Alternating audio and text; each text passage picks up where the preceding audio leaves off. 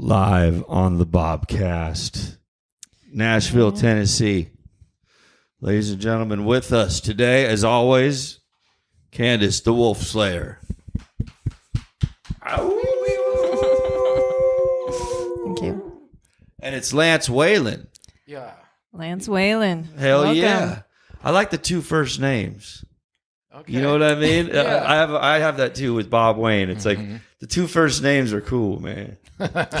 You know, Those two first namers have to stick together. that's true. Yeah. That's true. There is something with the two first namers. Yeah. What's another one that's Rachel Brooke. Johnny is Cash? Cash is a first name, isn't it? Yeah. Johnny Cash. Yeah. Yeah. It's good enough for me. I think I think a lot of people name their kids Cash now after Johnny Cash. I think that's the thing. No, they're naming it after that money. Maybe. Both. Yeah. Well, thanks for having me, you guys. Thanks for coming. Yeah. Mm-hmm. Yeah. So, Make sure that you're. Can you yeah, talk we again? good? We forgot to check that one. Okay. Cool. Shiggity check. Actually, I'm going to turn yours up a little bit. Sorry, Okay. Lance. Give me No, 1 that's second okay. here, just because I forgot that we didn't check that one. Mm-hmm. So you're number 3. Yep. That's me. That's number good. 3. Good old number 3.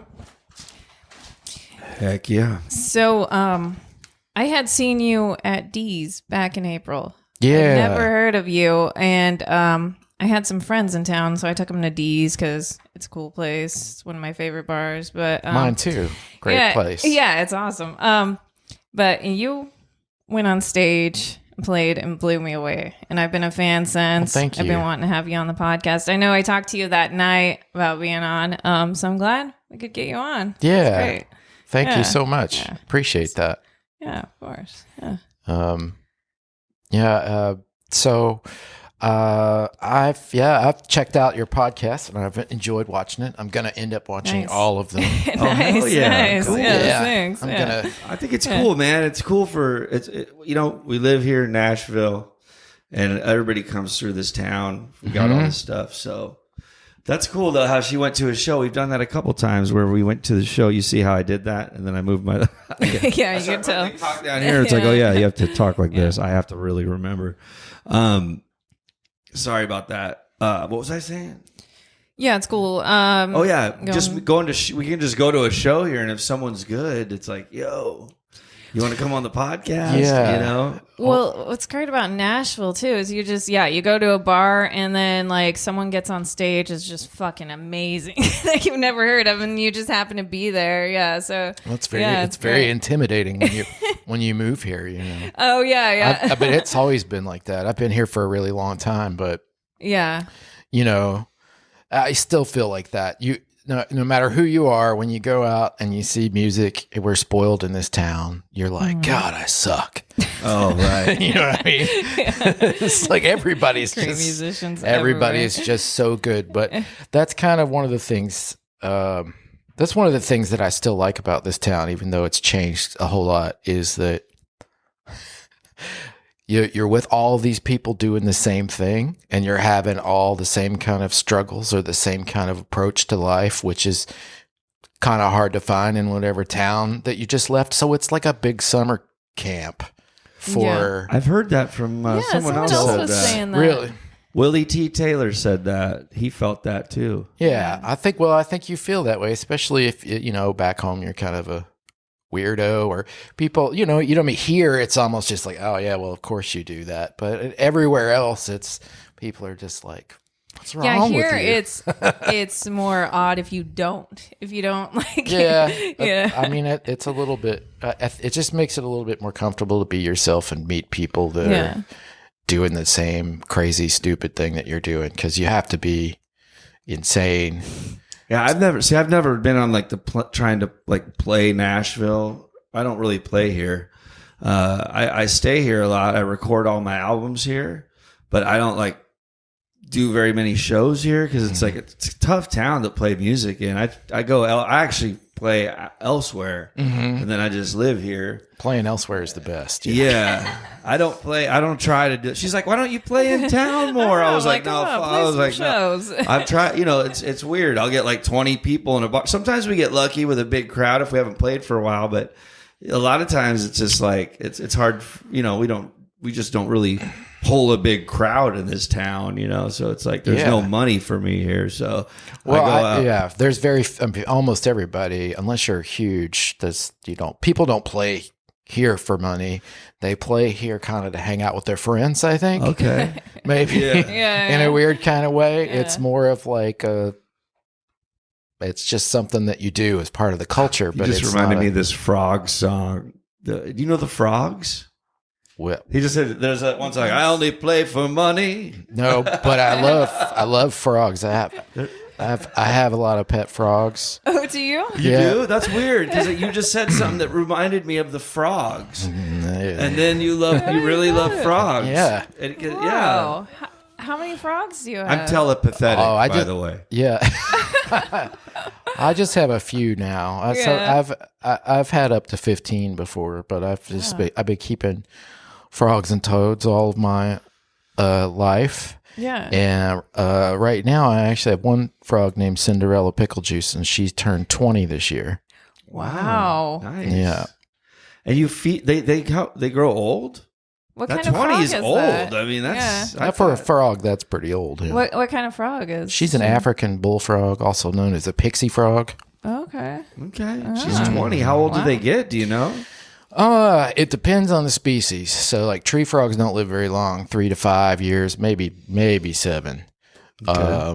But bigger toads and bigger frogs, they can live to be 30 if they're really careful. Wow, that's interesting, man. Yeah, I haven't even thought about how long. Yeah, I didn't know any lived that long. I know that possums only live 3 years. I would have figured they lived longer, but I would have too. See, I know very little about possums, but I've actually had a couple of people bring me frogs. I had a friend of mine moved to China, and then one of his family members in Illinois, their kids went to college and left the frog behind that had been there for like 10 years, and they didn't want to flush the frog down the toilet, so they brought him to me from Indiana, drove down here to give save the frog. You got a rescue frog. I've had several rescue frogs. I got a bullfrog one time from the aquatic critter on Nolansville Pike, because they called me and they said, hey, we've got these people here from Sweden that are doing a mattress commercial and they need to rent a big frog. We wanted to know, they'll give you $100 if they can rent one of your big frogs for a day. And I said, no, thanks. I don't want to stress. Wow. Well, see, frogs are very prone to stress. Like stress, and people too. Like stress will kill you eventually, but it kills frogs a lot faster than it kills us. So, and plus, there's all these.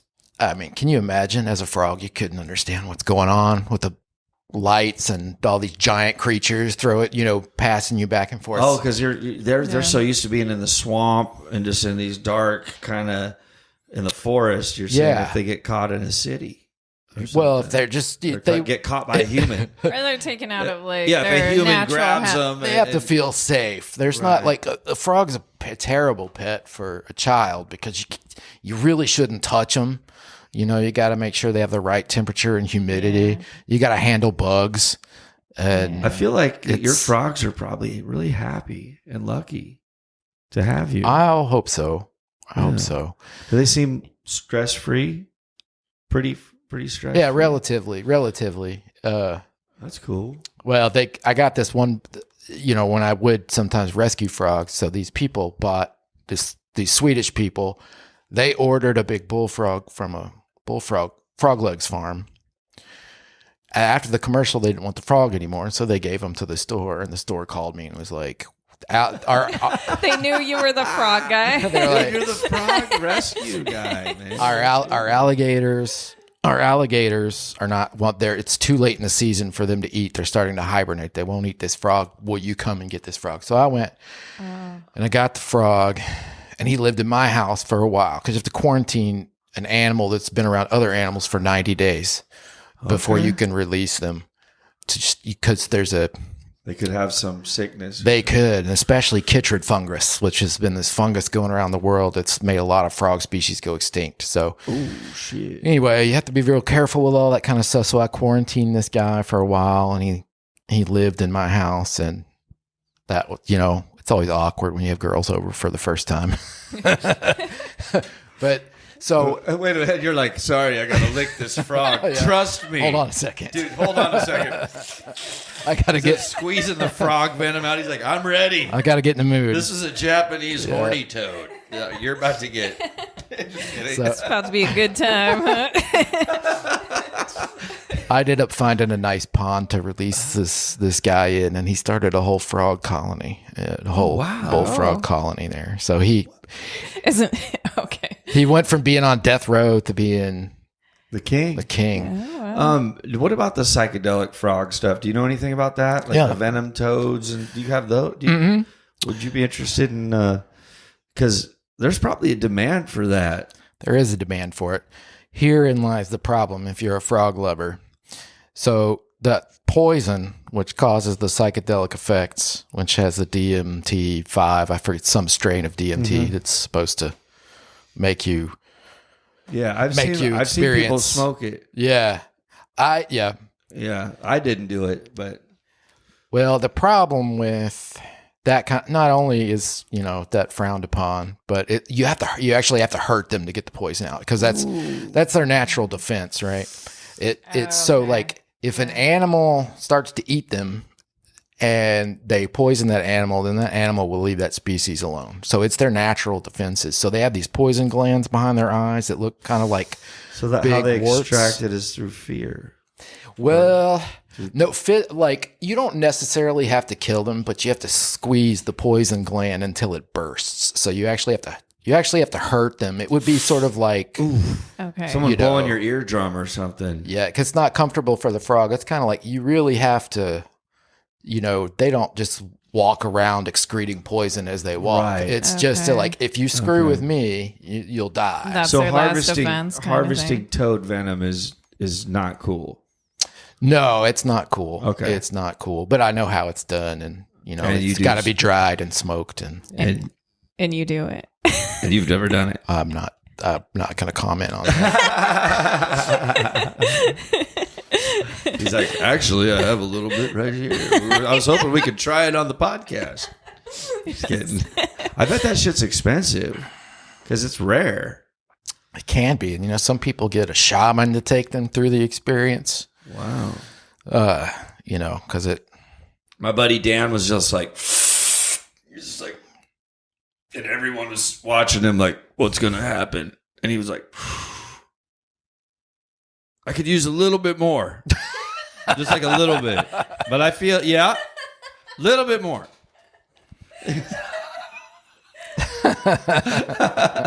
That's all he said. Oh.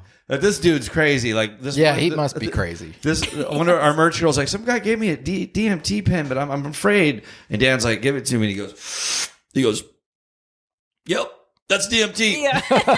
And he gave it back to her, and not like nothing, and then went around the conversation. I was like, "Are you okay?" He's like, "No, that's DMT."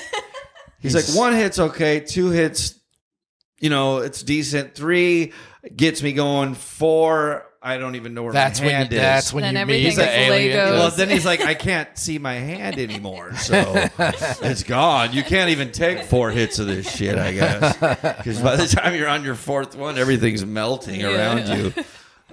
Yeah. That guy is a very experienced customer right there. Yeah. Oh yeah, for sure. Yeah. Uh-huh. I got into psychedelics real big back in the 1900s. Yeah. LSD, mushrooms, all that. But I know. Yeah. Well, I stopped. Yeah. Yeah. Me too. I actually didn't like. I didn't like those things very much. Well, especially like the synthetic stuff. You know what I mean? The laboratory produced the LSD. So that's no. See, I was an LSD. It didn't work well fanatic. For me. Oh yeah. Yeah, I was opposite. I was eating that shit like crazy. Oh. Yeah. But that was a long time ago. Like I said, the 1900s. It was a long time ago. I would not condone that now. I don't know. Yeah, well, I'm not really. I live at such a natural high state of paranoia that I can't really enjoy drugs for the most part. Just because I'm already on edge. I'm already there. Somebody's already behind me. You know, I can't. I think that's what I like about your music, dude. It's like you can feel that. I can feel that in your music, dude. This tension within it. That I think that's what's so. Why I like it. We were listening to it today while we were getting ready, and I was like, "Damn, this is like, you can feel that." Well, yeah, so that's cool. Good, I guess. Yeah. That's good. That's good. Yeah. Should we show to people a song and see what that looks like? Yeah, let's do one. Hell yeah. Well, they don't understand you, baby, that's for sure. Try to run you out of town with fire and sword. Need a place to rest, well, take my hand. I hide you inside my baby grand. And after midnight, we'll sneak to the shore. Yeah, nobody goes there anymore. Wait on in and find the undertow. We'll take a trip down to the old freak show. You know I like to sing it, howdy-hi, ho-de-ho. Take me down to the old freak show where we get mighty high for folks so low. I feel right at home at the old freak show.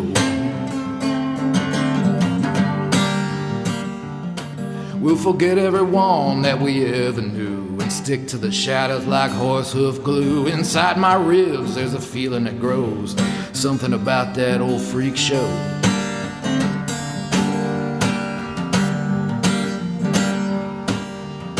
I like to sing it, howdy-hi, ho-de-ho. Take me down to the old freak show where we get mighty high for folks so low. I feel right at home, the old freak show.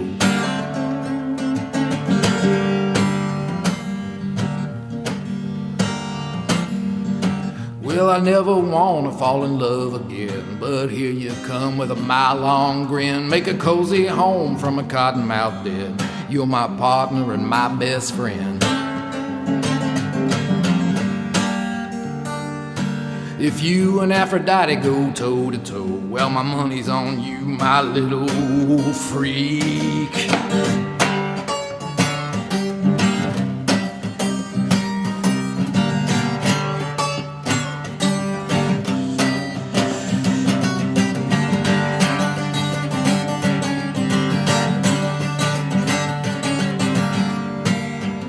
I like to sing it, howdy-hi, and ho-de-ho. Yeah, take me down to the old freak show where we get mighty high for folks this low. I feel right at home at the old freak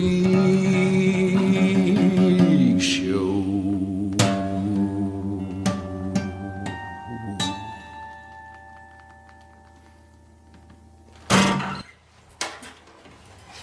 I try to sit down every day. I don't like woodshed or practice forever or say I'm going to write a song today. Sometimes if you got to write a song today, sometimes you have to, in the business or whatever. Mm-hmm. But I just try to sit there for 15. I'm thinking, all right, I'm going to pick this thing up. I'm just going to dick around for 15 minutes. And that's my only plan. And sometimes you're just disgusted. But a lot of times 2 hours goes by and you're still, you found something thread and you're pulling on it. Right, you're pulling on it. But you kind of got to have everything set up and you got to show up. And for me, I used to be a nighttime person. I used to be at night, I'd get creative at night. Yeah, and I'd be like, yeah, I am too. Well, I used to be. I'm not anymore. Now you're a daytime creative. I am morning. Just switched over? Or just for me, flopped, yeah. For me, it's it goes back and forth. It depends on if I'm on a run. Like when I wrote that script for Queen of the Mines, I wrote a script in 2 weeks, but I was waking up fresh, but it was in my head. I was on a mission. Yeah. So I would wake up every day and just start writing until I couldn't anymore. Then I would go through that. Then I would wake up early in the morning, drink coffee. I remember being wow, it's going up and going to work or something. But I got it done in a week. That's amazing. Yeah. Script writing, a whole script and dialogue. Yeah, all of it, and it's hard. good.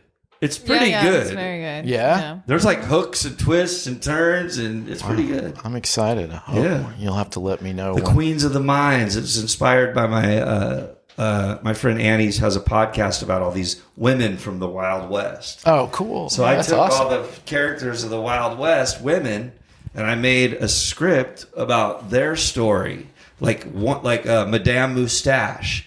Have you ever heard of Madame Moustache? No. She's was the very first very first blackjack dealer in America, female. I said that wrong. Let me say that. Madame Moustache was the first female blackjack dealer in the Wild West. And she was beautiful, but she had a thick upper mustache on her upper lip. So she was known as Madame Moustache. She's a real person. She ended up, killing herself by poison out in the woods. She has a crazy story. One-Eyed Charlie was the fastest stagecoach driver in the Wild West. She would go, and she lived as a he. So he would go. She was born female, and then she hid and disguised and lived her life as a male, and no one knew. And she became the fastest stage. She was like, no one would let a woman drive gold back then. And she actually killed a bandit and got the reward. And she was known for that. So she was not only known for being like the most badass stagecoach driver, she was known because bandits wouldn't, but it wasn't even a she, it was he, One-Eyed Charlie. And then, you know what I mean? It was like this fucked up thing. And then when he died, they were like, holy shit, One-Eyed Charlie is a female and she's had a baby. So there's like a baby One-Eyed Charlie. And so there's her whole crazy story. There's Toy, the first Chinese immigrant that came into California, started the first sex working brothels and stuff like that with the Chinese. She was a badass. She ended up running San Francisco, like her brothels and stuff. So there's all these girls. Anyways, we take you through their story, and you're like, wow, you want these girls to succeed, but they're in the Wild West. And we're going to watch Madame Mustache and One-Eyed Charlie. But in order for all these, strong women to get their end goal, that the real thing that has to happen, the struggle is we got to kill all the Indians. So the Native Americans have to be extinguished in order for those people to thrive. So as this is happening, we're watching another story of a Native American woman and her daughter as they go through navigate this, trying to hide and trying to get sold and bought and everything. We follow their I'm wrote it in like 10 days, but it really ended up good. That's fascinating, man. I'm a history nerd, so I love all that. Okay. I'll send you the script if you like to read. I love to read. Okay. I'm a slow reader. So. Okay, well, I'll send it to you. You can check it out if you want. Yeah. If you don't hear back from me in a week, it's not because I didn't read it. Now I just feel like I overshared. And I have Annie's Queens of the Mines book. We need Annie on here. Yeah, I know. We need to get Annie on borrow here. that, or I can give that to you. I can buy another one. Yeah, from give it Annie. to cool. Annie. Will give us up. Uh-huh. We'll hook you up. Yeah. Nice. I'll give you that too. Yeah. Yeah. Yeah, cool. Well, are you feeling another one? You want to play another song? I can. Yes. Let's do it. Let's do it. Cool.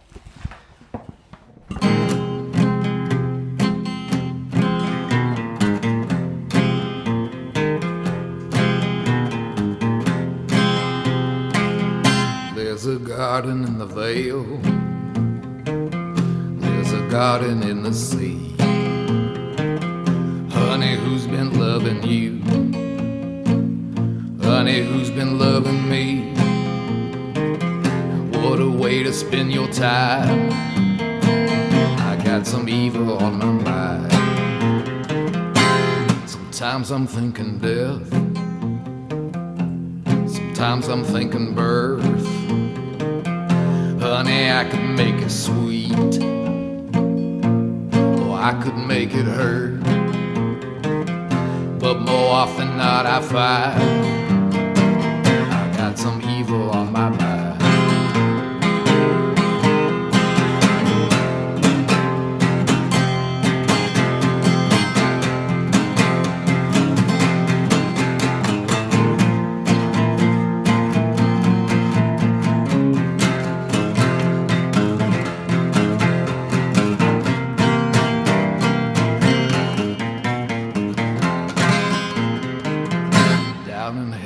sing a song about all the folks who done me wrong. Starts with the story of a kiss, the kiss that puts you on my list, past the salt and cut line. I got some evil on my mind.